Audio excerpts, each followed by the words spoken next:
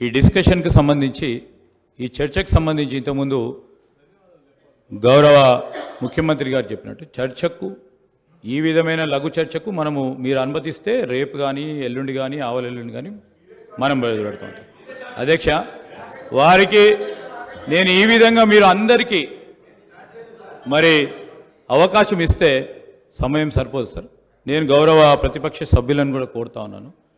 Governor ప్రసంగాన్పై ధన్యవాద తీర్మానం విషయంలో స్పష్టంగా మీరు చెప్పే అనేక అంశాల విషయంలో 50 సంవత్సరాల చరిత్ర గురించి కానీ చెప్పండి. మీరు 10 సంవత్సరాల కాలం పాటు, నేను దాంట్లో 5 సంవత్సరాలు ఉన్నాను, అదే చెప్తూ వచ్చారు. ప్రజలు అందరూ కూడా వింటూ వచ్చారు.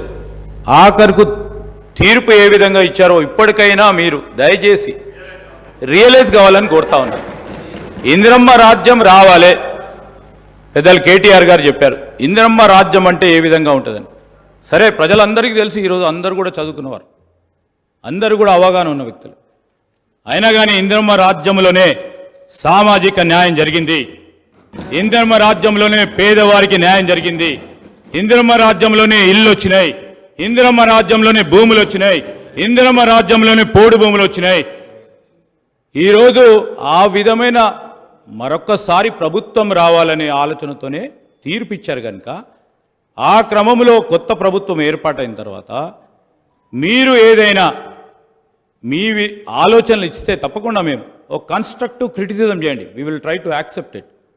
కానీ పదే మళ్ళా 50 సంవత్సరాలకు అంతపూర్వకం పెద్దలు హరీష్ రావు గారు చెప్పారు మేం చేపట్టి కాంగ్రెస్ పార్టీ అధికారంలోకి వచ్చిందని. మేము 91 మంది ఉన్నాము, 95 మేము ఉన్నాము, మీరు ఉన్నది ఎంతమంది? దాని తర్వాత ఎన్ని సీట్ల మీద నిలబడ్డారు, ఎంతమంది గెలిచారు? దాని తదుపరి జరిగిన 2000 ఎన్నికల్లో ఎంతమంది మీరు నిలబడ్డారు, ఎంతమంది గెలిచారు? ఇవన్నీ కూడా బేరీజ్ చేసుకోవడానికి మరొకసారి ఒక చర్చ పెట్టండి అధ్యక్ష. కానీ నేను దయచేసి గౌరవ సభ్యులందరినీ కూడా కోరుతా ఉన్నాను, ఈరోజు గవర్నర్ గారి ప్రసంగంపై ఈరోజు వారి పేరు తీశారనుకో వారు మాట్లాడుతూ అంటారు, వీరి పేరు తీశారనుకో వీరు మాట్లాడుతూ అంటారు.